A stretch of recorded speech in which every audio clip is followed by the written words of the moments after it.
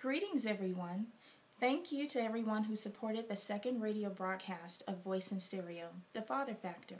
Special thank you to Miss J. Nelson of VIP Beauty Salon, an ongoing supporter and sponsor of Voice in Stereo. Also, special thank you to NBA star Eaton Thomas for providing a copy of his latest book release, Fatherhood, as a giveaway. The book is available at Barnes & Noble and Amazon.com, so pick up a copy today. I created this radio talk show as a means of facilitating conversations between persons of differing viewpoints in hopes of bridging the gap between people who would not otherwise have an opportunity to discuss issues that keep us in a state of angst and disharmony. I've asked my previous guest panelists to speak openly and honestly and own their own truths, whether it is offensive or not, to the next person in order to begin a conversation between people of opposing viewpoints. Well, I would not ask you all to do something that I myself am not willing to do.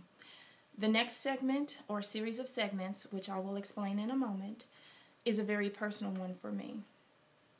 Kindly spend a moment with me as I explain my reason and rationale for wanting to undertake this next conversation and dialogue. The summer of 1985, I was 14 years old. During this time period, I look forward to receiving the weekly issue of Jet magazine. Every Wednesday, it would arrive on schedule.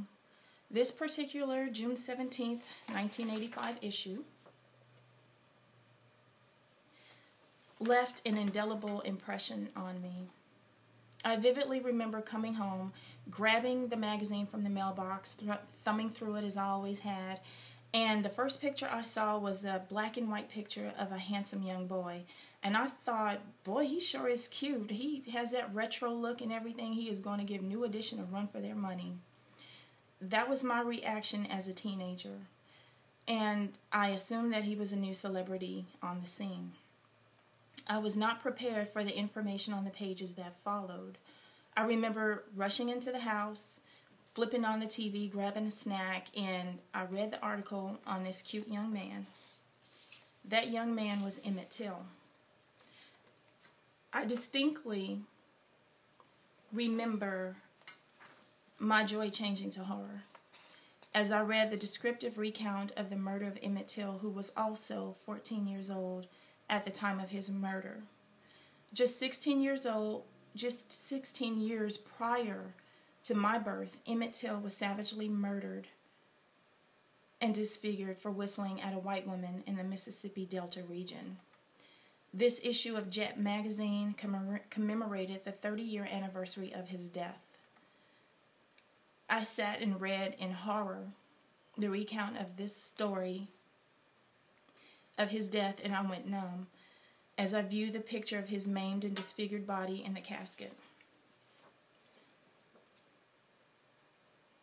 I finished the story or the article, but I didn't finish reading the entire magazine from cover to cover as I had done for years each week.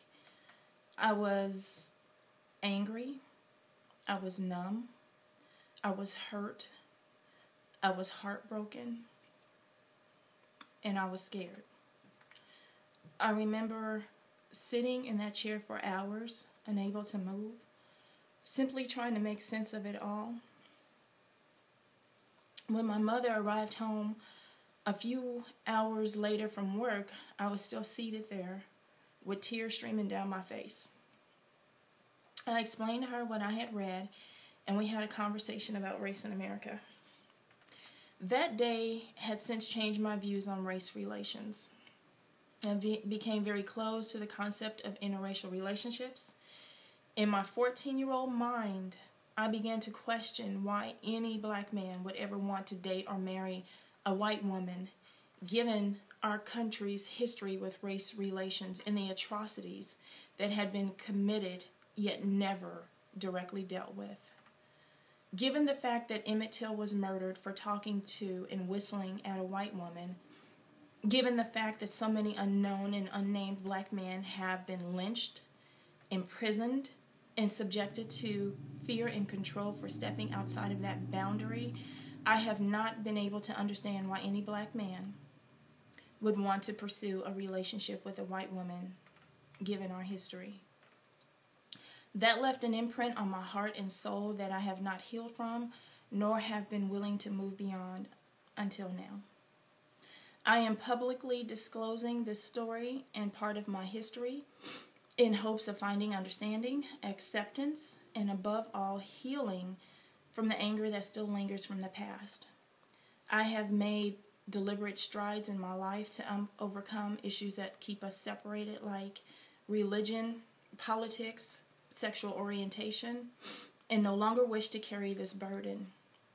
I do not and will not apologize for my stance, nor my history or experience on this subject matter. However, I am willing to own my truth as it stands for me today, and I'm willing to move beyond it. With that, I bring to you the 5-part series, Race in America.